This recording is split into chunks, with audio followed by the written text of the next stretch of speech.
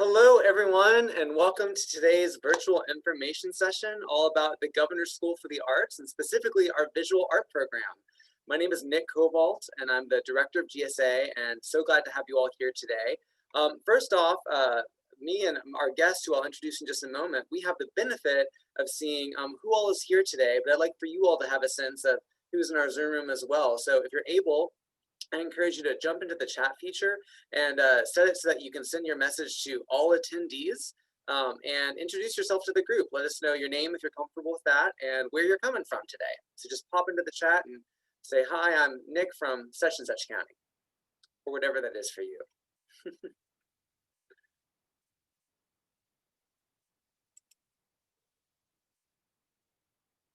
Hey, Madeline, Allie, Lizzie. Awesome. Mason County, cool.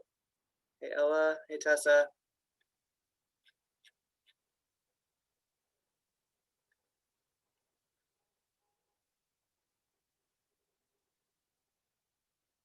Brown County, awesome. Hello, Moorhead. Awesome. So hopefully you all can see that there's a lot of young artists in the room today. I'm also going to launch a poll here just so we can learn a little bit more about you and you can learn a little bit more about each other. Just interested in knowing who you are. If you're a student, if you're a parent, if you're an educator, just pick which one of those works best for you. And then we know what art form you're interested in, so you probably don't have to worry about that one. But let us know if you're interested in something beyond visual art.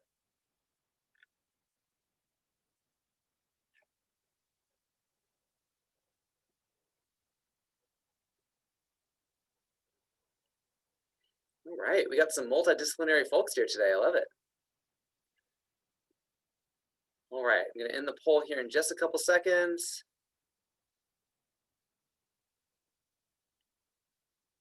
Fantastic. Let's see who we got. So we've got almost everyone here is a student. So that's awesome. You're taking your application process into your own hands, the ambition. And hello to our parent who's joining us today as well. And it's really cool to see all the other art forms that you all are interested outside of visual art. As you may know, you can actually apply for up to 2 art forms with GSA. That is something that you might be interested in. So I'm going to get us started here in just a moment with our guest, who I think will be joining us in just a second. Looks like he had to just pop off of the webinar for a moment. But I'm going to start with a presentation about GSA overall, some fast facts, non-art form specific, and then we'll come back to visual art in just a moment. So give me just 1 second, and I'm going to share my screen. Fantastic. So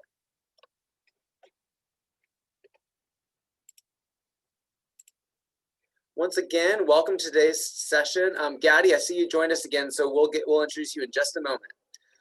So welcome to today's session, all about the visual art program at GSA. There is going to be time for Q&A at the end of today's presentation, so feel free to add your questions to the Q&A feature on Zoom as you have questions. So don't put them in the chat, we might miss them there, but put them in the Q&A feature, and then at the very end, we'll come back to those questions and answer as many as we possibly can. So before we start talking about visual art, let's review some fast facts about the summer program. So GSA is a 3-week residential summer program that will take place in 2021 at the University of Kentucky from June 27th until July 17th. Students attend GSA for one of 9 art forms, and the program is completely tuition free. So it's too soon, of course, to know what the coming months are going to bring. And GSA is currently, however, GSA is currently anticipating that the summer program is going to take place in person, even if there has to be additional health and safety protocols put in place. So you're going to hear us talk about the summer program today with the assumption that it will be in person. All GSA 2021 applicants must complete an online application, and it's due by the end of day on January 10th, 2021. From there, some applicants will be invited to advance to a second and final round of auditions and reviews. Applicants learn whether they've advanced on February 19th. For those who do advance, that final review will take place on March 19th or 20th. And we're still determining whether the final round will take place in person or virtually, but we are planning on releasing more information by the finalist announcement on February 19th. So more to come, hang tight. Finally, GSA releases the list of accepted students for GSA 2021 on April 16th. We'll also announce a list of alternates for the summer program on that day. Students must currently be a sophomore or a junior to apply. We'll not ask you for your GPA, SAT, or ACT scores at any time during the process, so you don't have to worry about those. And you can apply for up to 2 art forms, like I mentioned earlier. There is an application fee of $30 or $35 total of applying in 2 art forms, but this fee is waived by the click of a button in the application for students who qualify for free and reduced lunch. Well, we are really thrilled to talk to you today about visual art, and we're confident that today's session is going to be helpful. Remember, today's virtual information session will not be 100% comprehensive, and there are some other very important resources that you should utilize to learn more about the program and the application, all of which are available on our website at kentuckygsa.org. Be sure to read the applicant guide for your art forms of interest. We'll review an applicant guide as part of today's conversation, but you should take some time to carefully review it yourself. And finally, remember that today's virtual info session is part of a whole series of info sessions that you can review or attend this fall. You can review recordings of each info session that we recorded back in October on GSA's website. These include GSA 101, where we overviewed the application process and what to expect of the summer program in general. We did a second webinar where we reviewed the contents of an applicant guide and discussed how to use them. And also a third webinar where we walked through the GSA application portal, filling out an application from start to finish so you can see what that's like ahead of time. In addition to the art form specific webinars taking place this week and the week after Thanksgiving, all of which are being recorded, so today's session is being recorded, we'll have one final open Q&A virtual info session on December 17th. And remember, you can contact us directly at any time with your specific questions. So you can contact us at gsainfo@kentuckyperformingarts.org. And remember, there are no scary adults at GSA waiting to judge you. We are cheering you on. We want you to do well, and we love helping you with your application. So please reach out. You can also follow us on social media. That information is on this slide. Remember, start your application early and get your questions asked as soon as possible. I mentioned that the application is due on January 10th.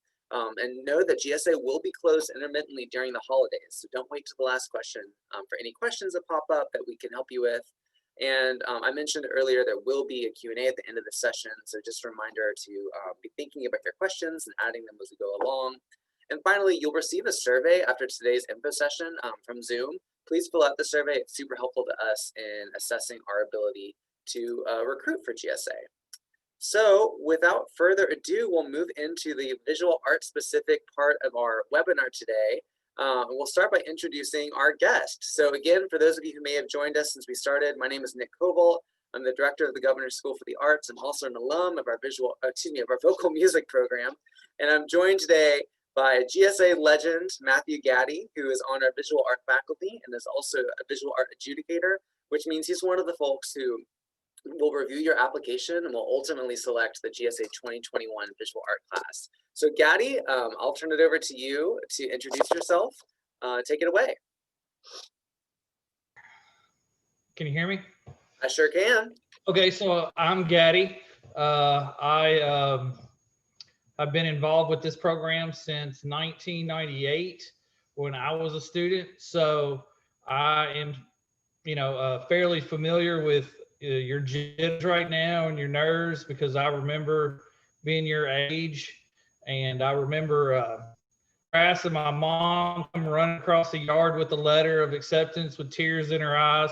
So I know the emotional investment a lot of you have in your work. Then went away to college, came back as an RA. As a matter of fact, my first year when I was an RA, I was Nick's RA. So the Governor's School family is all bound up together.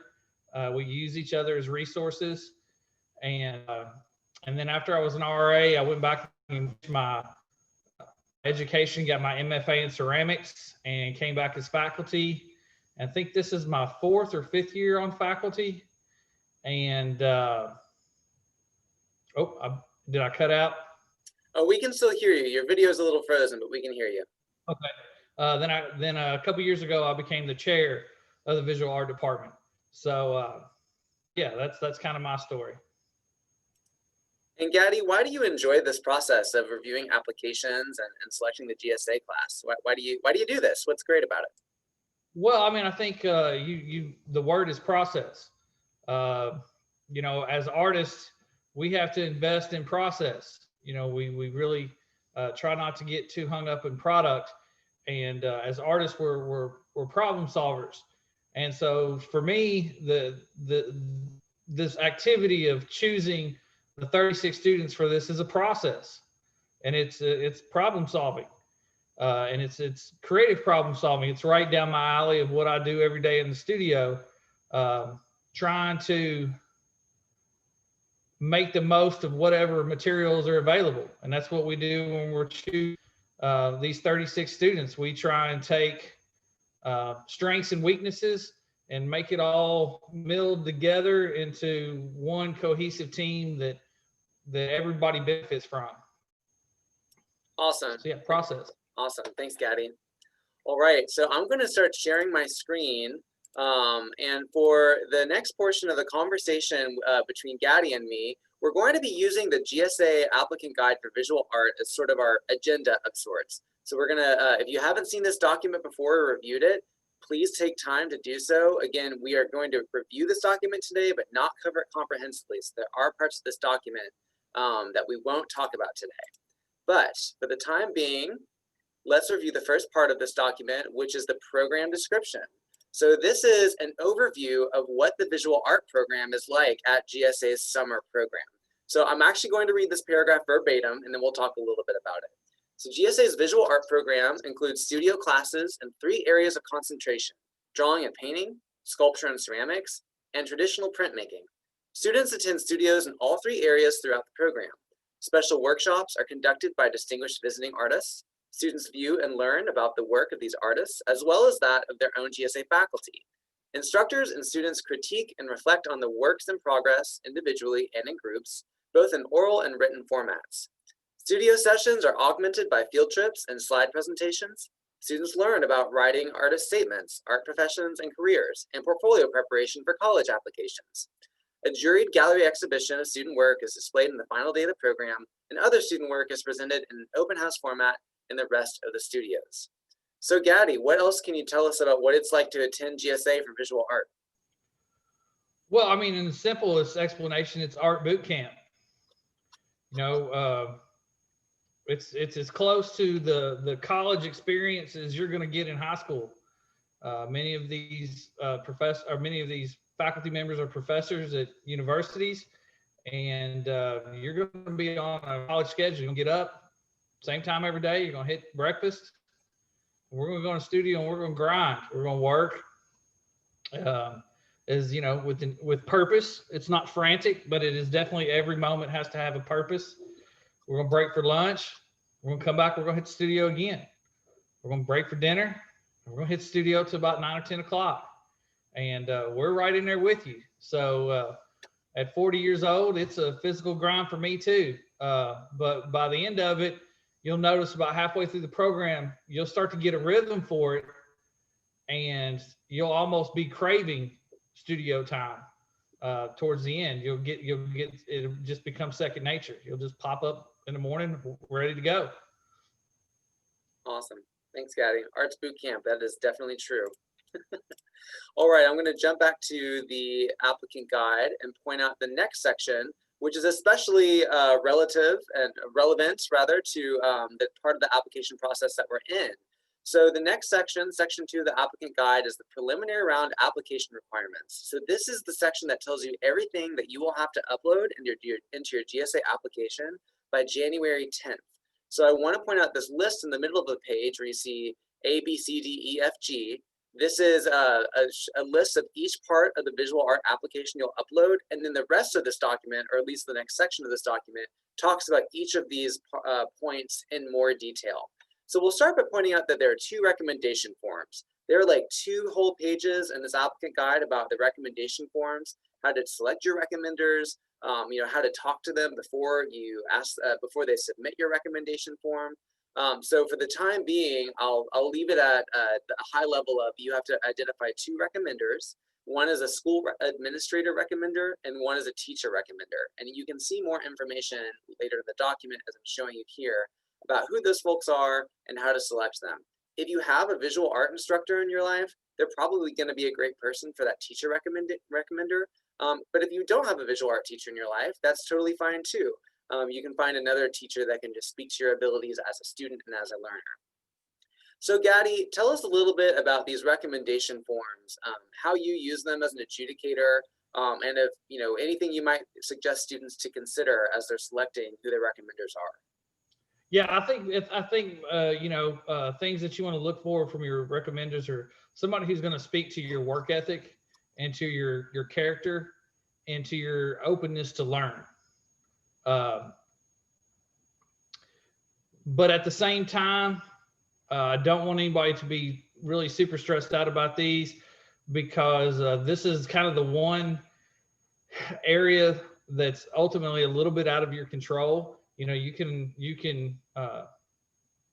find the best recommenders that are available to you, but what they do after that is not something that within your realm of control. So we do look at them, and they are important, but we definitely take them with a little grain of salt, that some recommenders are just more motivated for whatever reasons than others. And I always remind folks that when you ask your recommender to be your recommender, you can talk to them about why you think you're a good fit for GSA, and suggest things about you that they might want to include in the recommendation. That's not cheating. It's ultimately up to the recommender whether or not that they include that. But it's great for you to have a conversation with your recommender about why you think you're a great candidate. I did notice, well, we're going to save Q&A for the end. I did notice a question that just came in about the recommendations that I do think is relevant to bring up right now. If you are applying for 2 art forms, that will basically be like 2 separate applications. And also, if you're applying in another art form outside of visual art, Gaddy will never see that other application. So what that means is you do have to re-enter the recommenders for the other application, even if they're the same people. Let's say you're using the same school administrator and the same teacher, you're going to enter the same folks' information, and they are going to have to fill out those forms a second time. So if it's the same information, regardless of art form, then they just put in that same information and submit it. But thank you for that question. I would say too that what is kind of in your realm of control is that your recommender fills the form out. You might have to go. They're busy people too, and we're all flawed human beings, and Lord knows there's a lot going on right now. So you might have to go back to them 2 or 3 times and make sure that they get it done. But it's going to kind of be on you to apply that, personal pressure. So the more of a personal relationship that you have with your recommender, I think the better off you are. Somebody you see, on a pretty steady basis, so you can, hey, don't forget about that letter. And we can see on our end if they've not submitted the recommendation, so we can bug them too. And just know that on January 10th, while recommendations are due on January 10th, if you have your whole application in, but your recommendation is the one thing that's not in, we're not going to disqualify you. Instead, we're just going to start knocking on the door of that recommender, as it were, to make sure that they get that in. If you do enter a recommender email address and there's a typo in it, or you need to change that recommender at any time, email us at gsainfo@kentuckyperformingarts.org, and we will help you out with that. So just shoot us an email, we'll help you troubleshoot. All right, jumping back into the applicant guide. The next part of the application that we want to talk about is the personal short essay and the personal question video. So I'm going to scroll down in the applicant guide to the section that talks about these in more detail. The personal short essay is a written response to an essay prompt, and you have 250 words max to respond to this prompt. The prompt is: describe your personal connection to your art form or creative practice. Why and how is it important to you on a personal level? You'll also be responding verbally to a second essay prompt, and we call this the personal question video. So this is a video of you responding verbally in no more than 90 seconds to the prompt: describe your vision for how your individual artistic work or creative practice can impact others. How do you want to affect others through art, and/or what response do you hope others have to your work? And I want to emphasize that this video can be done with a smartphone, on your living room couch if it needs to be. We want this to be accessible, especially right now in a time where we know folks are stuck at home and maybe have access to fewer resources. But you don't have to hire a professional video crew. You don't have to, have a fancy video camera. Definitely put your best foot forward. Make sure we can see you and hear you, and make it as, presentable as possible. But don't be intimidated by the quality of the video. So Gaddy, tell us a little bit about how you use these essay responses and what students should be thinking about as they put them together. Well, I think more than anything, I think the word is authentic. Like I said before, we're looking for a solid team. So we're maybe looking for some people who are a little bit more outgoing and a little bit more energetic and boisterous, but we also are going to look for, team members that are a little bit more reserved and a little bit more reflective. And in the end, you want to get in for you. You want to feel the success of this moment in an authentic way. So present be you. And I think the more thoughtful you can be about what it is exactly that is special about you, the easier it makes our job. We're going to get a lot of kind of the same, kind of spiel a little bit to begin with. But the deeper you dig, and this holds true of your art form too. So this is kind of a general statement for your work as well. But the deeper you dig into your personal truth, the more universal it becomes. So don't be afraid to get on there and nobody's going to see this but us. And as an artist, you're going to have to get used to kind of laying your soul out there. That's the game. That's what we do. That's why we're necessary. So don't be afraid to get on there and spout your truth, whatever it is. It's okay. But I think it's got to be authentic for sure. That's great. Thanks, Gaddy. All right, moving right along. After the personal short essay and personal question video, you'll see that the next section that we talk about is what we call art form specific questions. Now, these are just going to be a few questions that we're asking you about your level of access to arts training and your interest in visual art. So we may be asking you questions like, is there a visual art program at your high school? Have you had a chance to take visual art classes? What kind of mediums are you interested in, so on? It's really important for me to emphasize that we are not asking these questions to trick you or to figure out whether or not you're good enough for the program, but rather we are just asking these questions to understand you in the fullest context and what you have and haven't had access to and what your specific interests are. So we're not looking to find a certain profile of student and put them ahead of the rest or anything like that. But this will just help us contextualize your work, understand where you are in your journey as an artist, as a growing artist, and that will help us adjudicate you, contextually, because one painting might mean something to us if the student has had lots of art classes, and it might mean something else to us if the student hasn't. So answer those questions truthfully, authentically, and again, remember, we're not judging you based on your responses. So those are just helpful for us as we learn more about you as an applicant. Moving along to the juicier part of the applicant guide is the portfolio images and files. All right, so this is where we finally get to see your artwork. We love this part. So as you can see here, and again, just gonna do a big picture overview, the tip of the iceberg, so come back and read the details. You are gonna upload images of 9 works that are gonna make up your visual art portfolio for your GSA application. We are gonna tell you what 3 of those works need to be. Specifically, 3 of the works need to be an object study or still life, a self-portrait, or an environment landscape. So you need 1 of each of those for 3 required pieces. And you're gonna see we've got some additional requirements down here for you to read. So for instance, just to read the first bullet point, 1 of those has to be in graphite pencil only, all right? So we've got some requirements for 3 pieces, but then as we scroll down, we see the 6 remaining pieces. We're really interested in seeing what you wanna choose beyond those original pieces to add to your portfolio. So we've got, again, more guidelines here. Gaddy can speak to this a bit more in a minute here if he has anything else to add, but for the 6 remaining pieces, you've got a little bit more leeway of what you want to add. Scrolling on down, we also have a portfolio cover sheet that we ask you to upload. you can see there's a bullet point list of what you need to provide in this cover sheet for each piece. So basically, you're just telling us a little bit more about each of those 9 portfolio pieces in your cover sheet.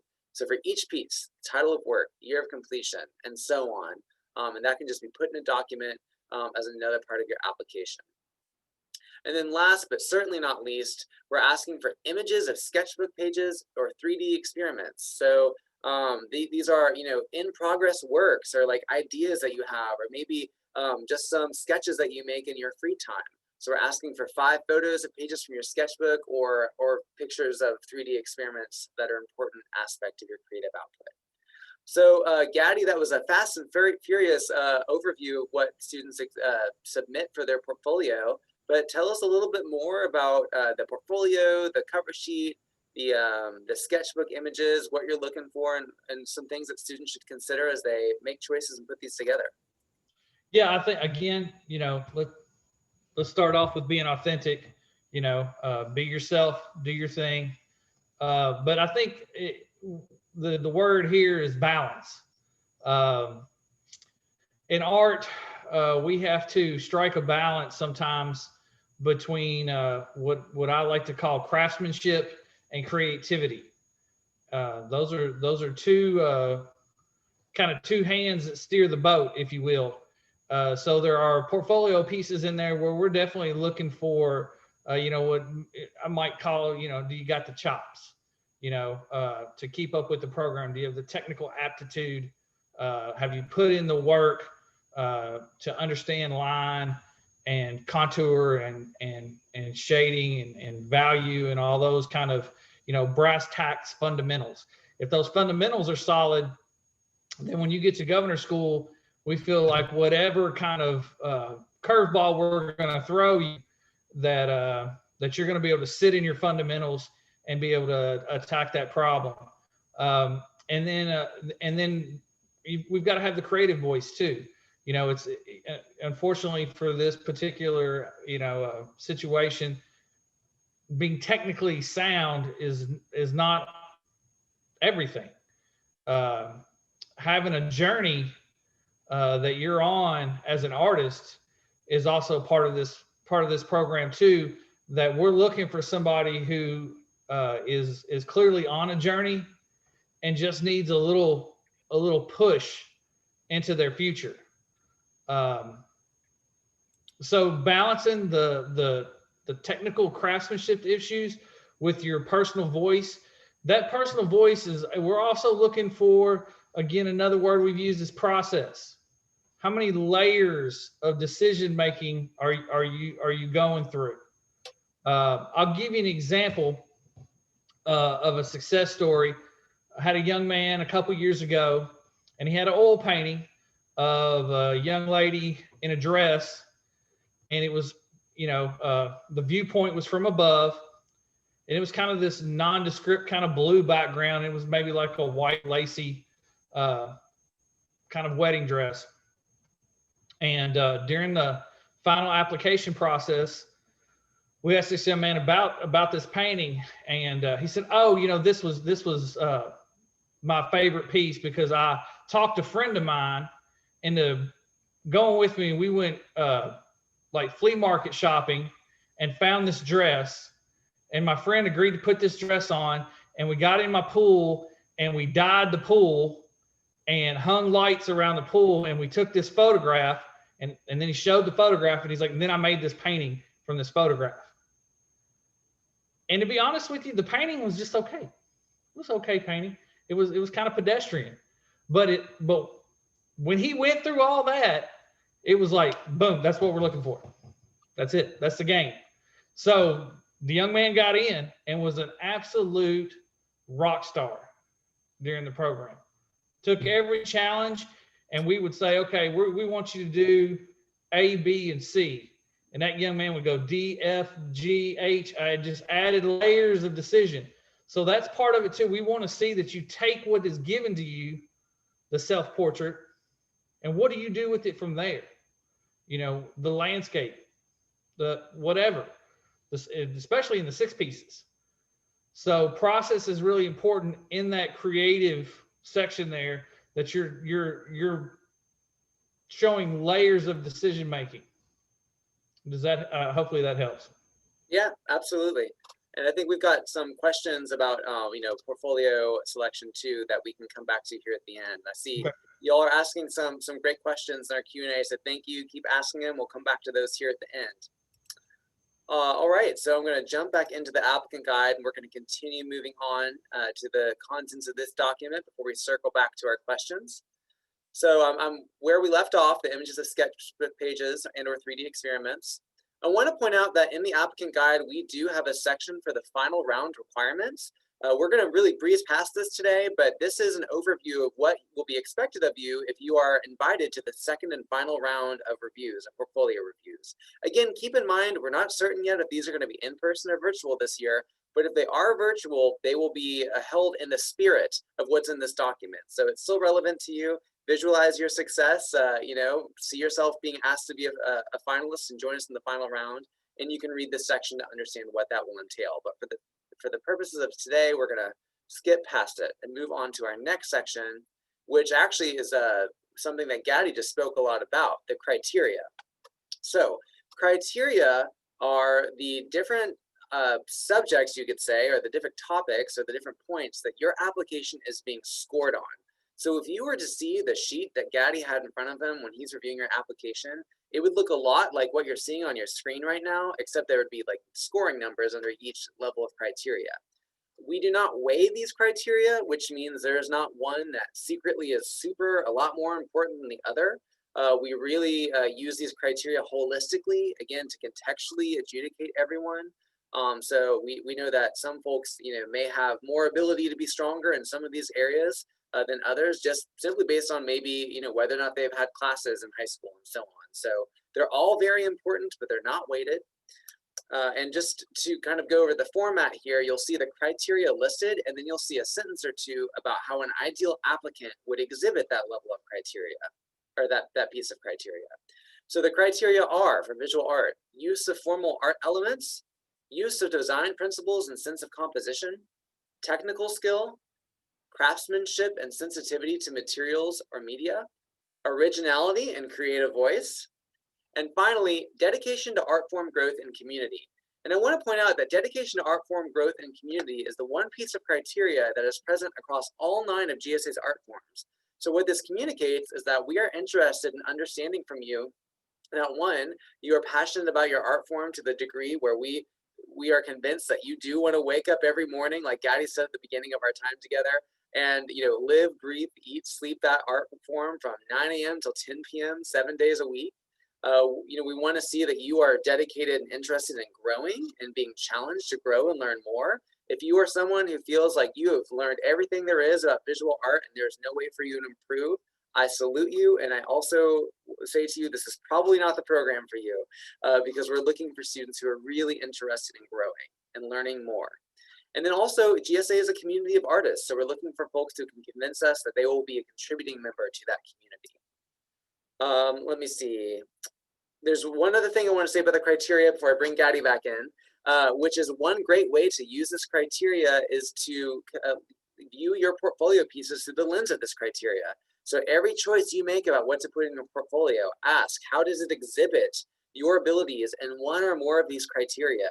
If you have 8 of your portfolio pieces selected and you're trying to choose between 2 pieces for that 9th and final piece, ask yourself, does one of those pieces better fill out your abilities in these criteria than the other piece does? Does one piece show us your abilities in these areas more than the other?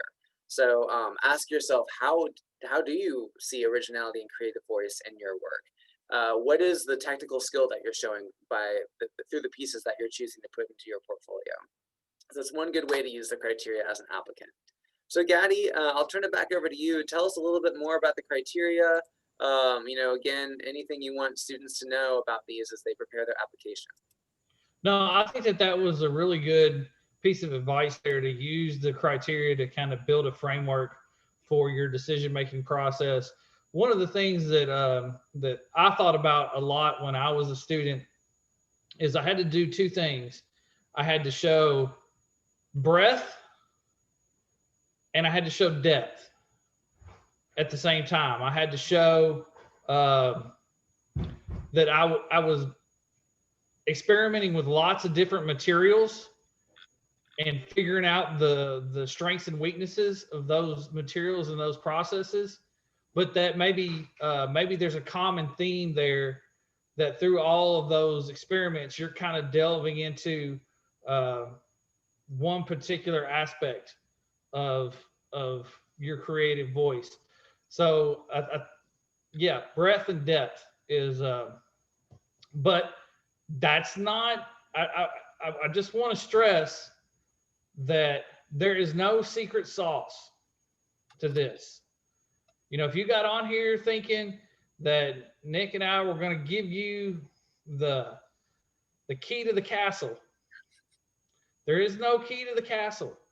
There's no secret sauce. It's just work and dedication and heart and grit. That's it. That's the secret sauce.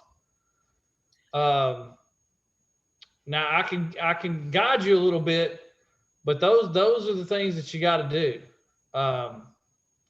Because just as soon as I tell you something, there'll be somebody who completely ignores all that and still is fabulous and gets accepted. We had a young man a couple years ago who brought in these wacky paintings. I mean, they were goofy and silly and all over the place thematically, but there were a bunch of them, and you could tell he worked his tail off and had never had an art class and didn't understand a lot of the concepts of art, but was clearly working on this stuff on his own and how to drive to be good, and had a whole lot of want to, and was an absolute rock star during the program, because when we gave an assignment, everybody else kind of walked down a prescribed path, that they had learned from school. And this young man did his own thing and did not care what anybody thought about it, and challenged all of the preconceived notions about what it is we're supposed to be doing. And that's the kind of team we're trying to put together. We'll put together some people who kind of, clearly have some education, but we're also going to pull people who break rules. There's no secret sauce. There's no box. The box is an illusion. That is true. That is very true. I think this is also a really good time to bring up something that I always try to be transparent about in any information session about GSA, which is there are 256 spots at the summer program for GSA. You heard Gadi mention earlier, 36 of those are for visual art. And for those 256 spots at GSA, we will see about 1,400 applications. And I think we usually see about over 200 applications for those 36 spots of visual art. Over 300. 300, yeah. So this is a very competitive program to get into. And I don't bring that up to discourage anyone or to intimidate you or to make you think, oh gosh, I'm definitely not going to get in now. In fact, I'm bringing it up really for kind of reasons opposite of that, which is to encourage you to still apply. So this application process is designed to serve you as a young artist, regardless of whether or not you get into GSA. And of course, we all want to get into the program. We all want a good outcome here in terms of getting into the program. But on the other side of this application, you are going to have learned more about yourself as an artist, about who you are as a person, and you are going to be a lot more prepared for things like college applications and applying to other programs. We're making you put together a lot of artwork for this portfolio. So you're going to have a pretty good leg up for future opportunities just by going through this application. And ultimately, at the end of this selection process, Gadi and I can attest every year we have to turn away students who are totally deserving of this program, who are amazing artists, and who have an amazing future in the arts. There are not 36 visual art spots at GSA because there's only 36 talented visual artists every year in the state of Kentucky. The size of our program is related to things much more boring, like funding capacity and administrative capacity. So I just want to emphasize that if for some reason this doesn't work out the way you hope it will, that is not a referendum on your talent or your potential as an artist. There are lots of amazing artists in Kentucky who never went to GSA. So if this doesn't work out, take a lot of pride in the fact that you applied, and use that as ambition to fuel you toward your next opportunity, and know that all of us at GSA, we think you are awesome. as young artists who are seeking out more opportunity and more opportunities to create art. We think that's awesome, and we salute you regardless of whether or not you get into the program. Gaddy, do you have anything you want to add to that? No, there's absolutely no negative to going through this to apply. There's no negative. One of my favorite sayings is to espouse to a high ideal is to invite failure. But to fail to do so is to become a cynic without principle. So we're going to, in your life, you're always going to be better off to shoot high and come up short than you are to sit in fear and not stretch yourself and try to achieve. So I encourage all of you to shoot high. Go for it 100%. Everything you got. Yeah. And win or lose, you still come out in the good. Yep. I exactly. promise you. Absolutely. All right. Well, I'm going to jump back into the applicant guide here just to review the final couple of sections, and then we'll go into our Q&A. So as we move past the criteria section, I want to point out that there is a tips section toward the end of the document. Again, this is a list of tips that I and the visual art faculty and adjudicators put together every year in response to what we've seen throughout previous application processes. So this is not just some Googled visual art tip list. It's very customized to this process and to your work. So make sure to review it.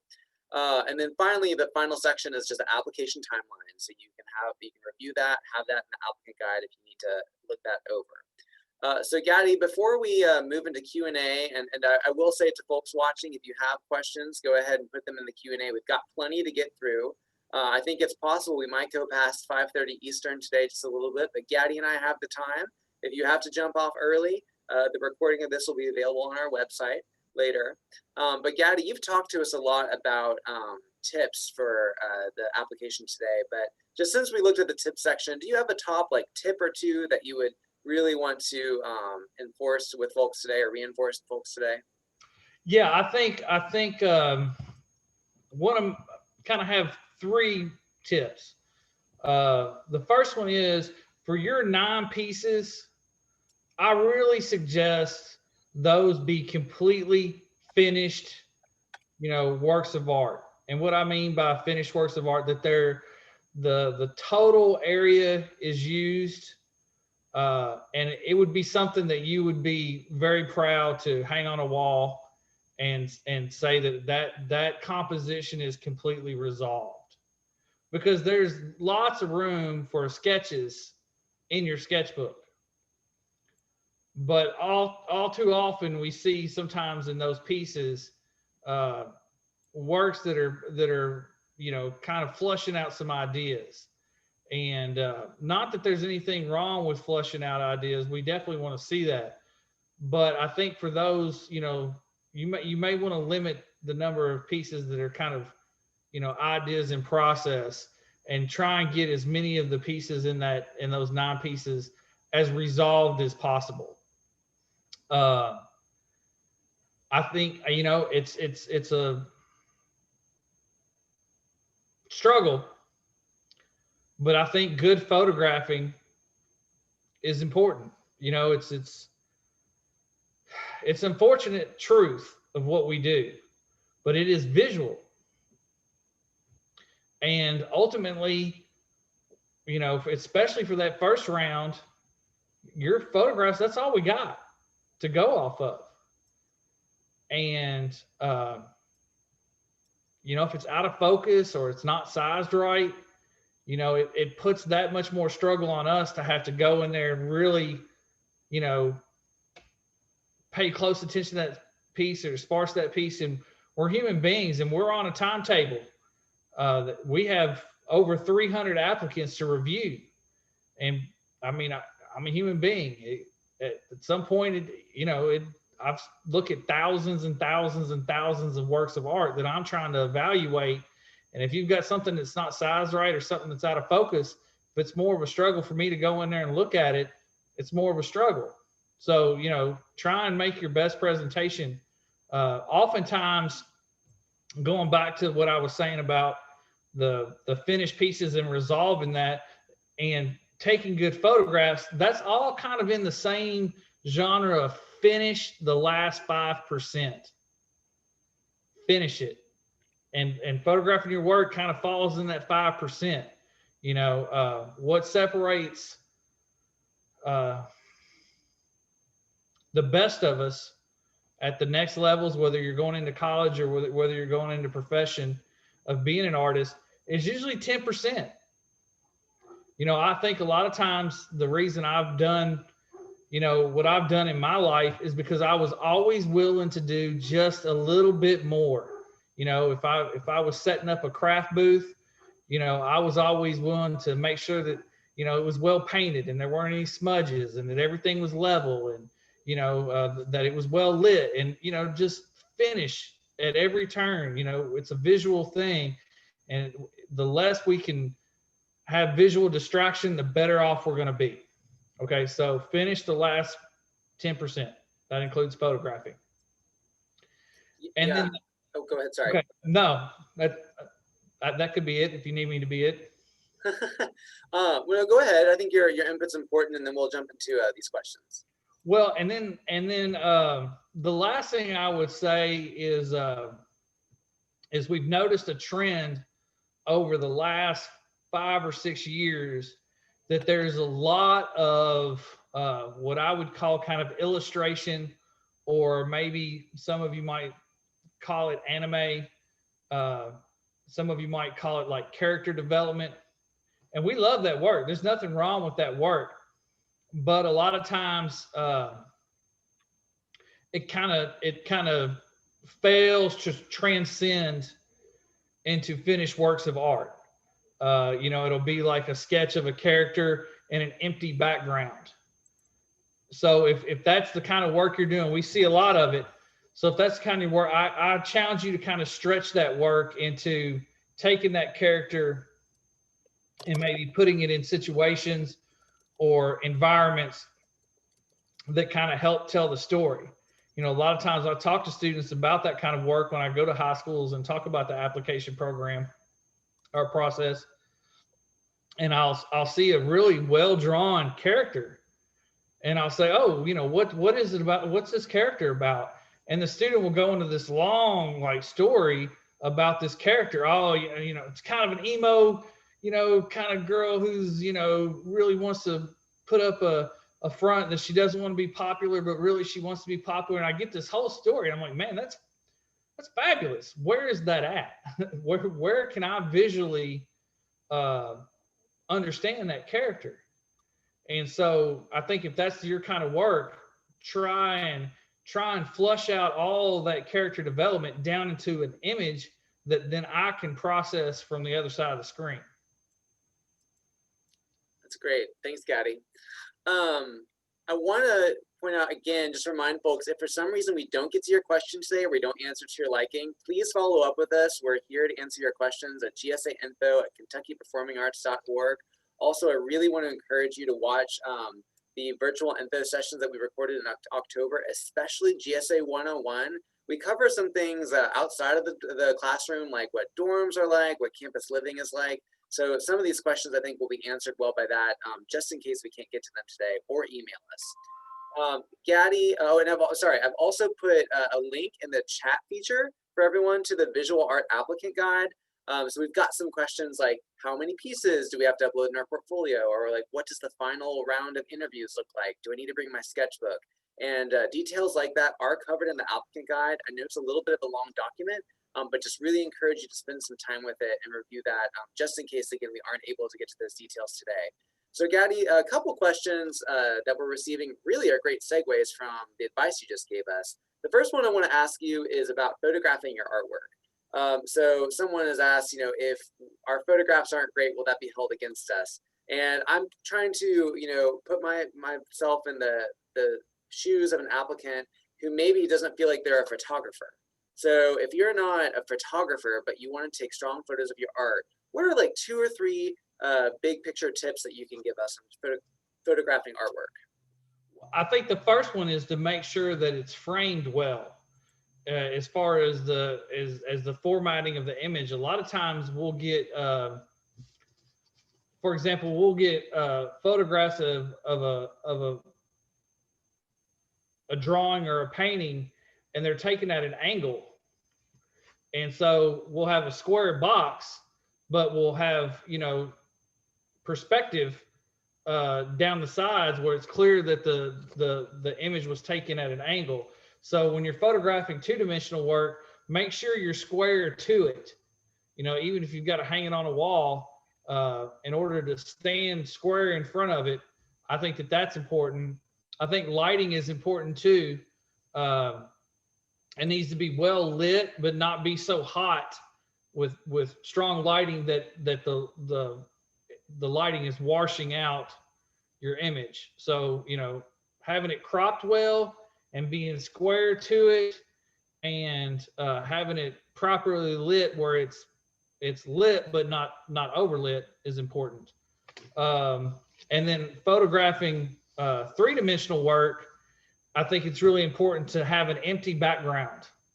Whether that's like a nice white table up against a white wall, or even a table that's kind of in a dark room that has one light over top of it, or maybe a few lights kind of shooting at it. But it's hard for us to evaluate sculpture when it's sitting on a picnic table and there's a dog in the background, and a porch swing or whatever. So isolating your three-dimensional work into kind of an empty void is really important. And then just having good color.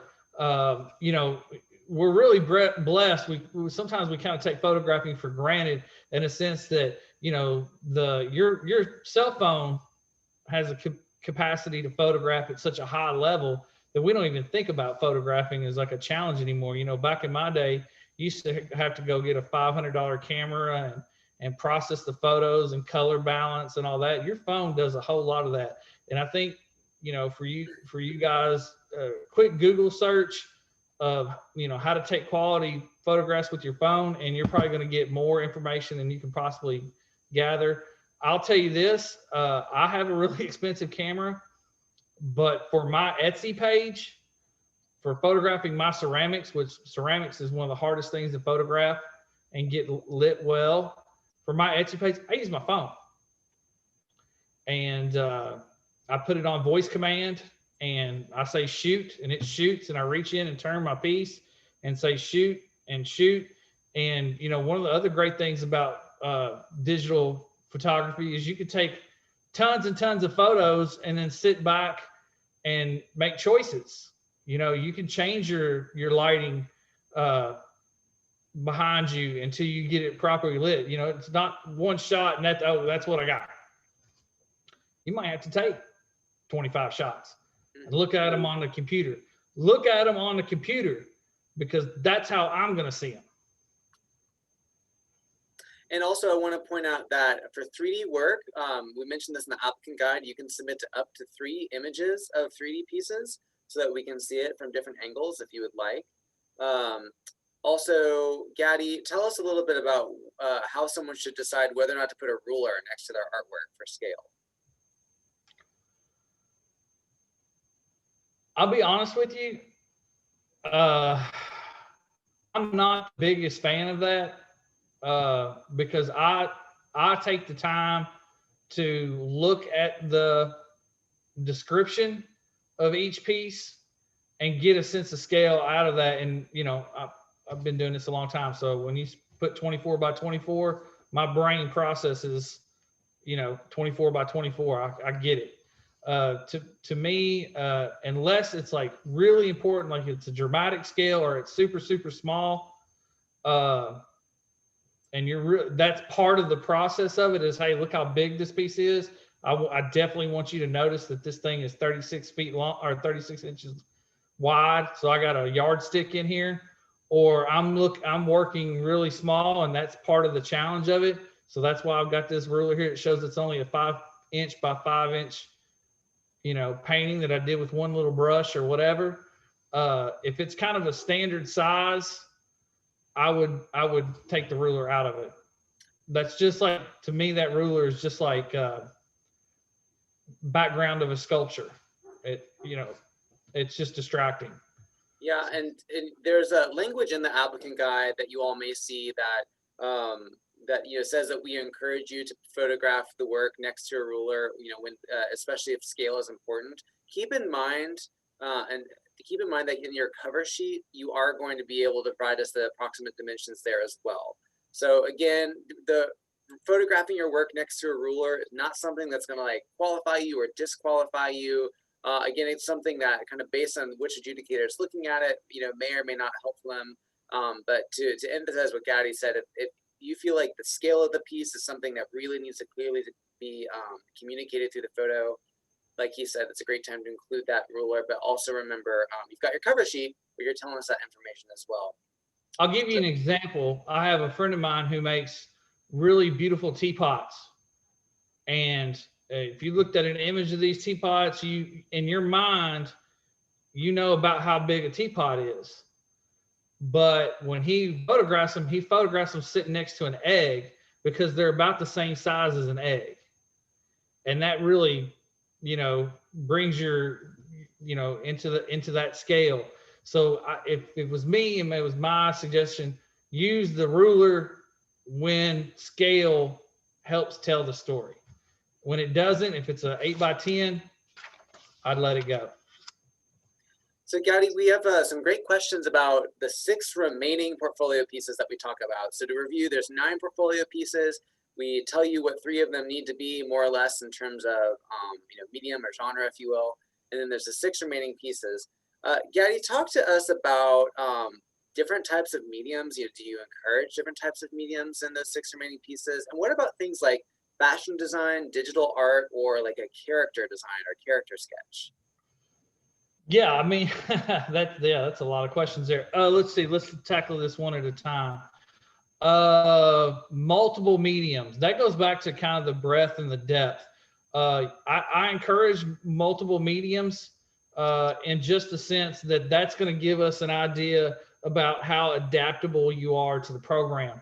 I mean, I think when you're thinking about your application, have in the back of your mind what the program is. The program is you're going to come in and we're probably going to challenge you with 3 or 4 different studios that might be unfamiliar to you.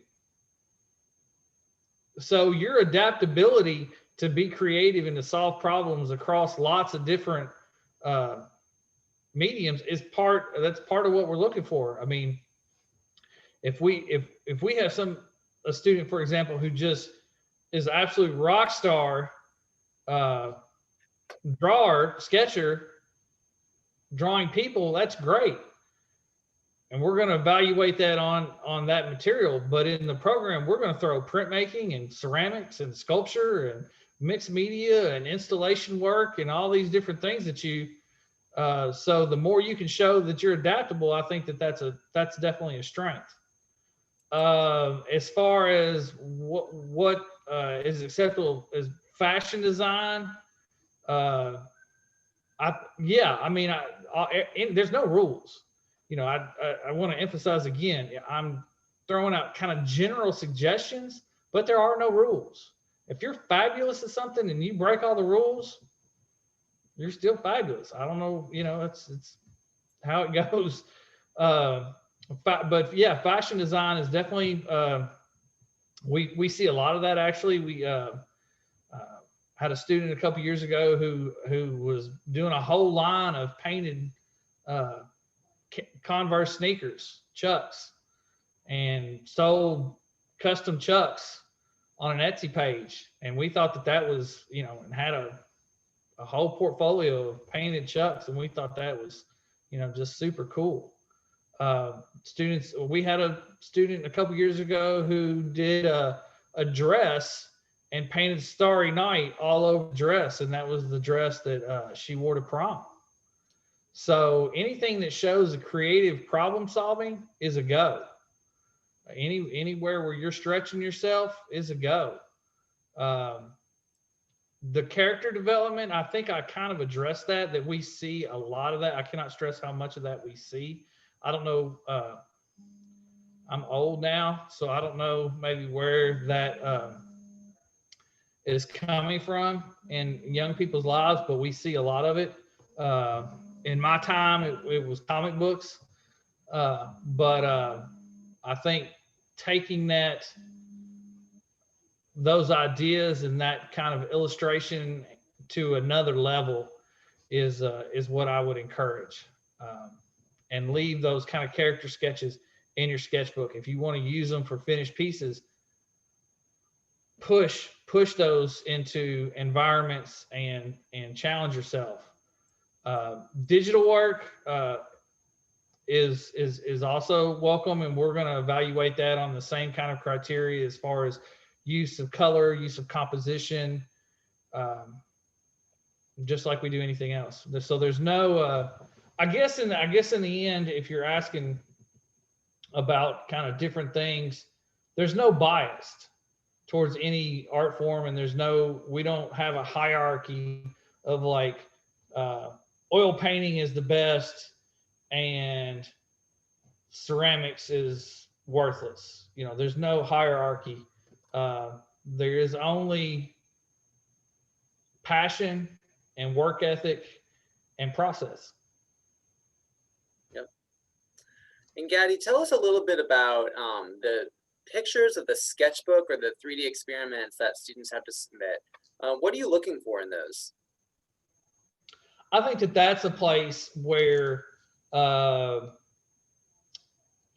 process, if we can definitely see a connection between your sketchbook and your finished work, I think that's really strong.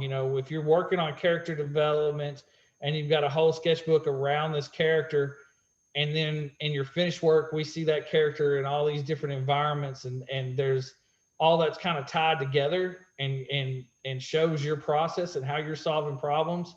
I think that's really strong. Your 3D experiments, if they translate over into finished sculptures, a lot of times in the past, I've made things out of cardboard before I made them out of steel. Cardboard's cheap, it's fast. I can, do it really quickly. Steel, not so much. So if your 3D experiments in your sketchbook translate into your portfolio really well, I think that's a strength. Mm-hmm. So this is a question that someone asked, I think illustrates, the decision-making process that folks might be going through when deciding to add with their portfolio. So, we have the 3 required pieces, and we say that one of those has to be done in graphite pencil. One question we've received is, can all 3 required pieces be in graphite pencil? I don't see why not. But I think it's important to think about if that's the case, and then there's kind of that depth and breadth issue. So maybe, just for example, if you're going to do a self-portrait and it's in graphite pencil, maybe for the self-portrait, you want to do something that's very graphic, that uses, lines and cross-hatching for shading. And then your landscape, maybe your landscape is like a foggy morning, and that's where you want to be a little lighter and do more kind of like a smudge and smear kind of technique. So even though you may be locked into one medium, maybe you take that medium and address it in lots of different ways, because every medium has different techniques that have strengths and weaknesses, and how you apply those strengths and weaknesses is the kind of problem solving and process that we're looking for. Does that make any sense? Absolutely, it does to me. Okay, good. All right. Just one second here. I'm going to go through these questions. Here in a second, I'm going to kind of go through some of these questions. They've got more cut and dry answers that I can provide. But in the meantime, I like this question. Is there anything that we should not put into our portfolio?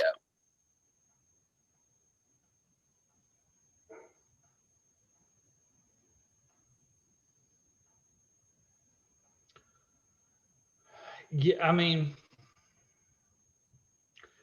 the only thing I can say is that I think it's really important. I cannot stress this enough, to make a clean delineation between a sketch and a finished piece of art. You know, because there are going to be portfolios that have pieces in it that just don't feel super resolved. So I encourage everybody to really, if you're going to put it in there, make it count for something. You know, like Nick said, look at the way we score things, and try and think, okay, I've got a lot of pieces that are like real technically sound, very meat and potatoes, well drawn, graphite pencils. But maybe they're so technically sound, they're not really that creative. You know, it's a bunch of still lifes or a bunch of landscapes. Maybe I want to do something that kind of pushes some boundaries. So you go in and you get some acrylic paint and you loosen up and do something wild, you know?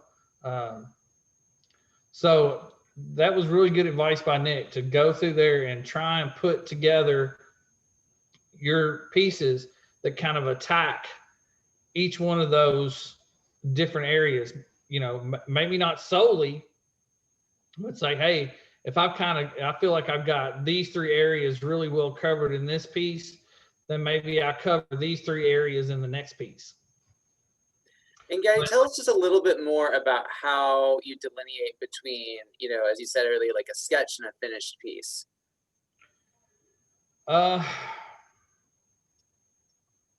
You know, I don't know if it's something I can necessarily put like a really, you know, clear definition on. It's just, we see a lot of work that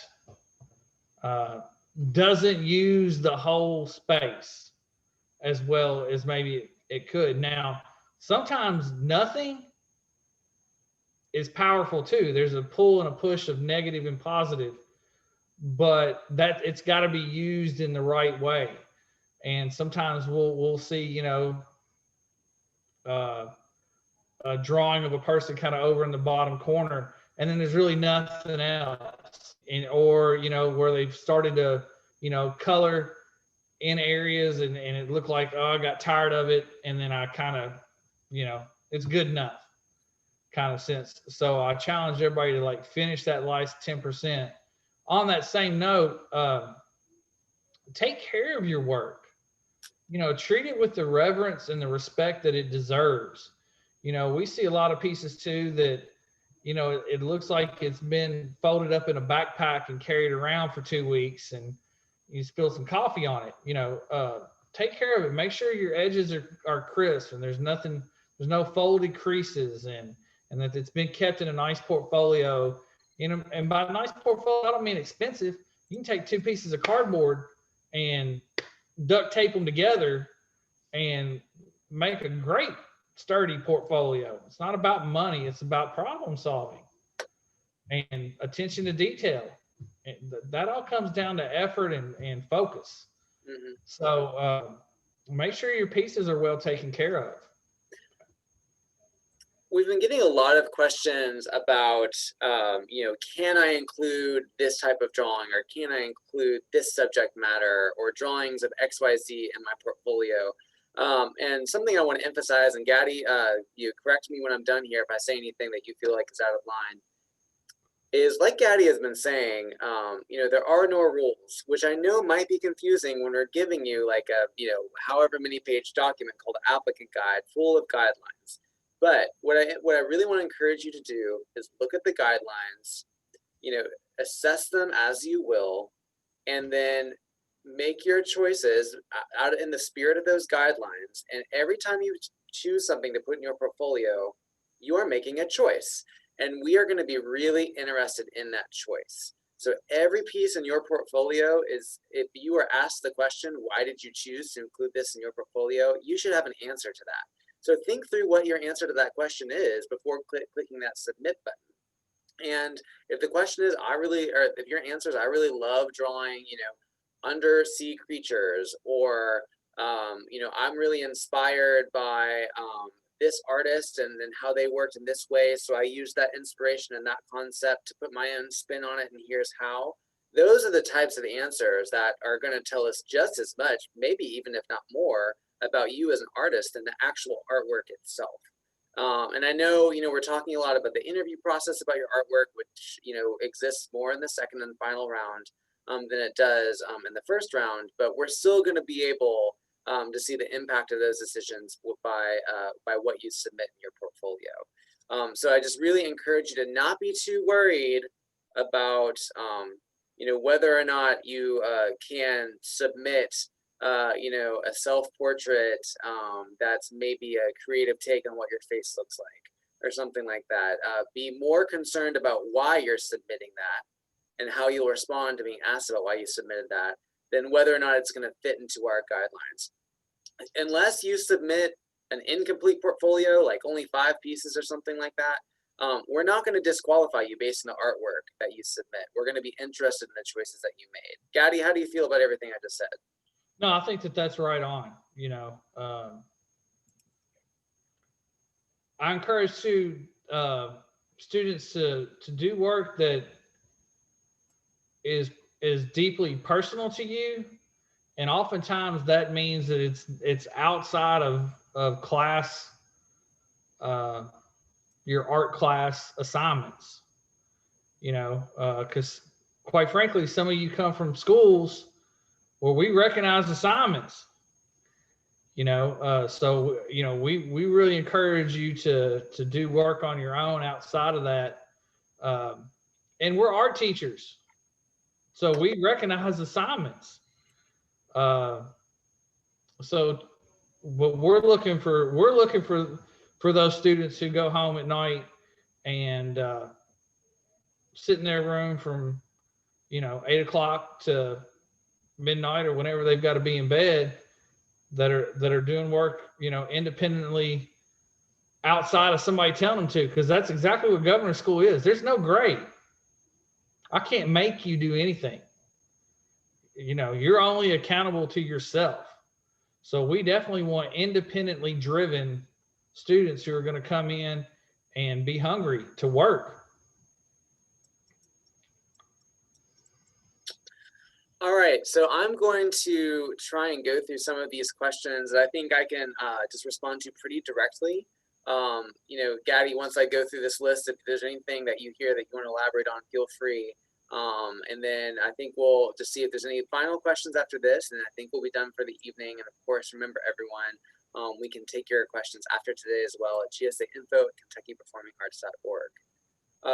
So to clarify the stage of the application process that you should be in right now, again, go to the applicant guide and read through that. But there is a apply now button on our website. You can click there. You'll set up your profile. You'll set up your profile with Accepted, which is the application portal we use. You'll start your visual art application. The first thing you'll do is submit information for your recommenders. That's actually called application part 1 in the application portal. And then once you submit their email addresses, you'll be moved on to application part 2, which is where you upload, your images of your artwork. You answer those art form specific questions. You provide the essay responses and so on. So you have until January 10th to do that. At the summer program, there is access to a gym that you can use before class starts in the morning. We have athletes of the program every year. You have maybe some kind of training that they're working on. There's a robust residential life program outside of class as well. So lots of activities. Again, encourage you to watch the GSA 101 virtual info session recording for more information about what it's like to be on campus at the summer program. You can apply for up to 2 art forms, but you can only attend GSA for 1. So you would never be splitting your time between 2 art forms, but you can apply for 2. And every year we have maybe 10 at most students who are accepted for 2 art forms, and then they have the wonderful problem of having to choose which one they would like to attend GSA for.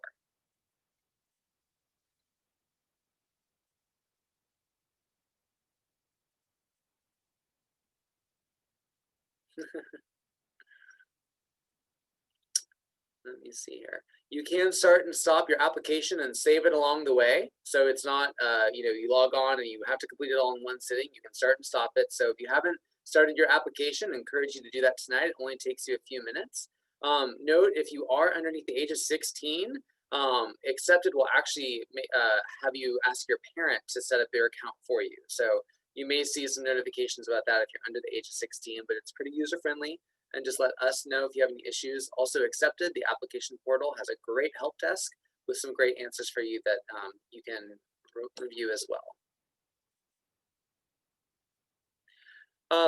We had a good question about the second round. How many people are brought onto the second round? We don't have a set number.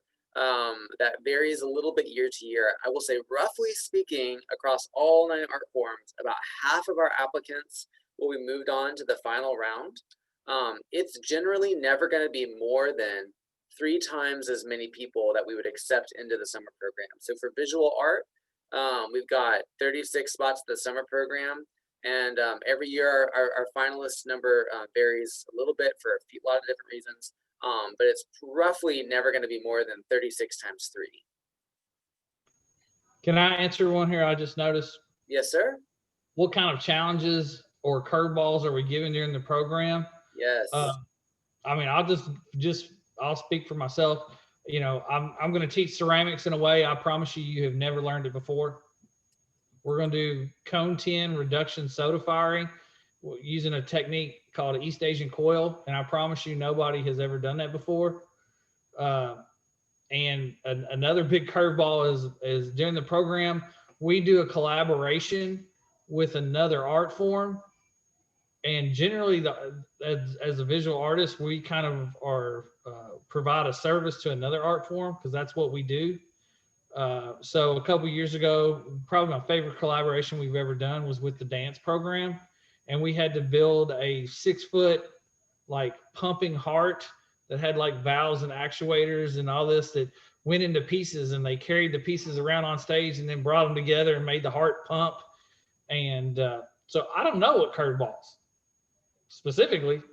I just know that there's going to be lots of curveballs, but that's what we do for a living. My friend Brian, who teaches sculpture with me, he does all kinds. He works for movies and theater departments and performance artists. I mean, he does all kinds of wackadoo stuff. So we're to doing whatever. We just make it happen. It's a lot.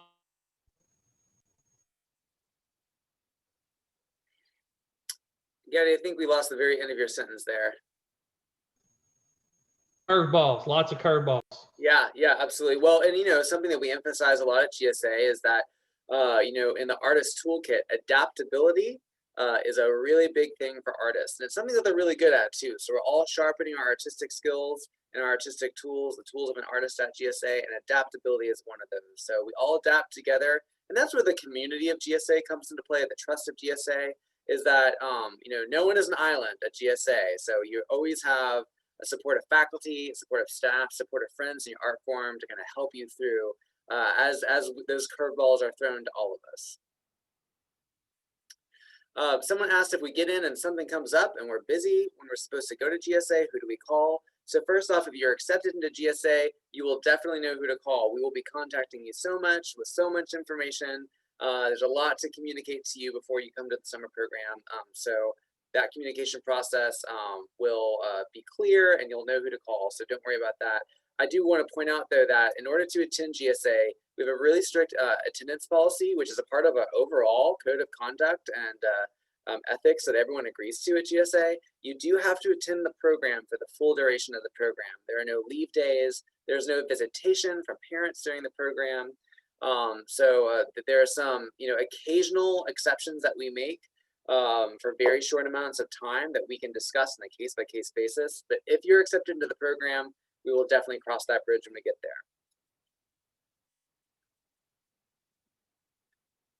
Let's see here, almost getting to the end. Again, if we don't answer your question today or don't answer it as to your liking or as best we could, just let us know. There are a few questions in here that I'm going to choose to skip over today just because I think they might be better as emails. About supplies, will they be provided or can we bring our own? We will provide you with a supply list of sorts of items that we would like for you to bring. However, if there's anything on that supply list that isn't a possibility for you for any reason, you can just contact GSA. We'll work it out. We're still going to want you to come to the program. We're going to figure out a way to get you supplied as best we can. But we do provide you with a list of supplies to bring ahead of the program. Again, in terms of sizes of pieces for your portfolio, is there a recommended size? I'm going to go back to our earlier conversation about, these are choices that you make. There are no rules necessarily. So I would say, there is no recommended size. It's just, the piece of artwork, if there are, the size is a part of it, the scale is a part of it. We want to know, why did you choose for it to be that size? Might be a way to think about it. So there are no recommended sizes necessarily. You can send us sketches from multiple sketchbooks. They do not have to be all from one.